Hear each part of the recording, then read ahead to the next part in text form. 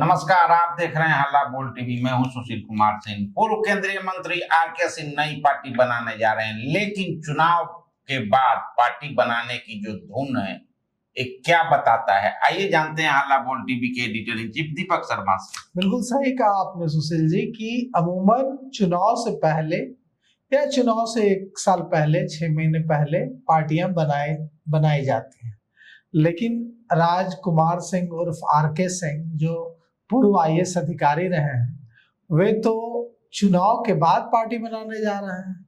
अभी अभी चंद महीनों पहले बिहार में चुनाव खत्म हुआ है, दूर दूर तक अब कोई चुनाव नहीं है। ऐसे में आरके सिंह ने पार्टी बनाने का यह समय क्यों चुना? पहले भी इस बात की चर्चा उठती रही जब भाजपा ने उन्हें निलंबित किया, तो यह हुआ कि हो सकता है आरके सिंह किसी पार्टी को ज्वाइन करेंगे या कोई नई पार्टी बनाएंगे। उनके जन स्वराज में ज्वाइन करने को लेकर के भी चर्चा चलती रही, लेकिन वे जन स्वराज में उन्होंने ज्वाइन नहीं किया, न ही आरजेडी समेत किसी दूसरी पार्टी में गए, न ही कोई पार्टी बनाई। अब खबर आ रही है कि आरके सिंह अपनी नई पार्टी बनाने जाएंगे और उन्होंने इस पार्टी का नाम तो नहीं बताया है, लेकिन साफ तौर पर यह घोषणा की है कि वो बिहार में अपनी नई राजनीतिक पार्टी बनाएंगे और यह भी बताया है कि उनकी पार्टी जाति आधारित राजनीति से अलग काम करेगी और उन्होंने कहा है कि ईमानदार, पढ़े लिखे और जात पात से ऊपर उठकर सोचने वाले लोगों को शामिल किया जाएगा। यह भी कहा है कि बिहार की राजनीति लंबे समय से जातीय समीकरणों में उलझी रही है और इससे अलग एक वैकल्पिक राजनीति वे पेश करना चाहते हैं, इसीलिए उन्होंने पार्टी बनाने का फैसला लिया है।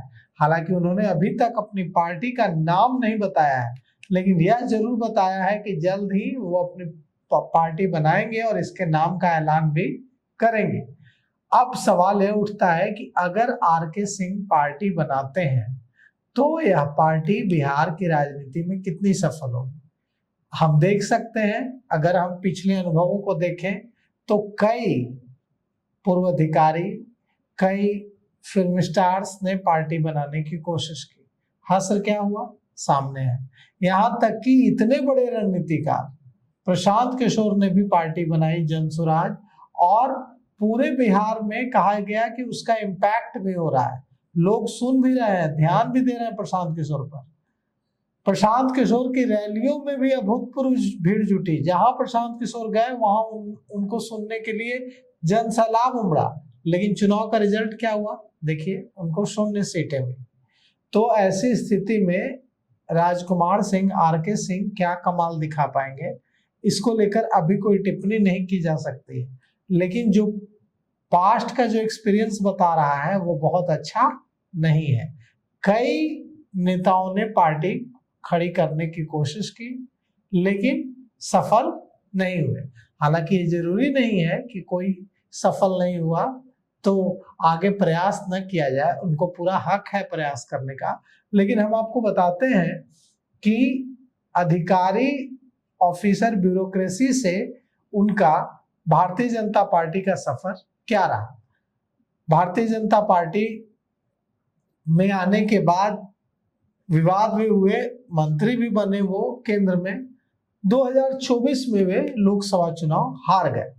इससे पहले ही पार्टी के अंदर उनको लेकर थोड़ी बगावत के सुर उठ रहे थे। वे पार्टी से नाराज हो जाते थे, पार्टी उनसे नाराज हो जाती थी। कई बार उन्होंने ऐसे बयान भी दिए जिसने पार्टी को, भारतीय जनता पार्टी को असहज कर दिया। तो 2024 लोकसभा चुनाव में हार हुई उनकी, और इस हार के बाद उन्होंने आरोप लगाया कि उनको साजिश करके, कॉन्स्पिरेसी के तहत चुनाव हरवा दिया गया। इसके बाद उन्होंने पार्टी विरोधी कई बयान भी दिए, जिसके बाद उनको निलंबित कर दिया गया और बाद में उन्होंने इस्तीफा दे दिया। एक समय भारतीय जनता पार्टी में उनको बहुत ही गंभीरता से लिया जाता था और वे कहा जाता था कि प्रधानमंत्री नरेंद्र मोदी के गुड बुक में थे, इसीलिए मंत्री बने थे। लेकिन बाद में वे हाशिए पर चले गए और धीरे धीरे धीरे करते करते भारतीय जनता पार्टी से इतने किनारे हो गए कि उन्हें निलंबित किया गया और बाद में उन्हें इस्तीफा दे दिया। भारतीय जनता पार्टी छोड़ चुके हैं आर.के. सिंह, लेकिन हाल ही में उन्होंने प्रधानमंत्री छोड़ने के बावजूद प्रधानमंत्री नरेंद्र मोदी की खूब तारीफ की थी। उन्होंने कहा था कि जब वो भारतीय जनता पार्टी में सांसद थे तब भी वो अपनी बात स्पष्ट रूप से रखते थे, लेकिन इसके बावजूद प्रधानमंत्री नरेंद्र मोदी ने उन्हें अपने मंत्रिमंडल में करीब 7 साल तक रखा। उन्हें ऊर्जा मंत्रालय जैसा महत्वपूर्ण पद दिया। प्रधानमंत्री नरेंद्र मोदी की खूब सराहना की कई बार, लेकिन भारतीय जनता पार्टी को लेकर सवाल उठाए।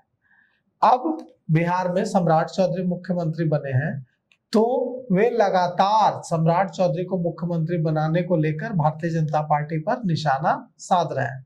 आर.के. सिंह ने कहा है कि भारतीय जनता पार्टी ने एक ऐसे व्यक्ति को मुख्यमंत्री बनाया है जिसकी छवि अच्छी नहीं है, योग्यता पर सवाल उठाए हैं, चरित्र पर सवाल उठाए हैं, कहा है कि वो उनकी ईमानदारी पर सवाल है, पर्याप्त शिक्षा नहीं है, वो राज्य के लिए अहम फैसले कैसे लेंगे।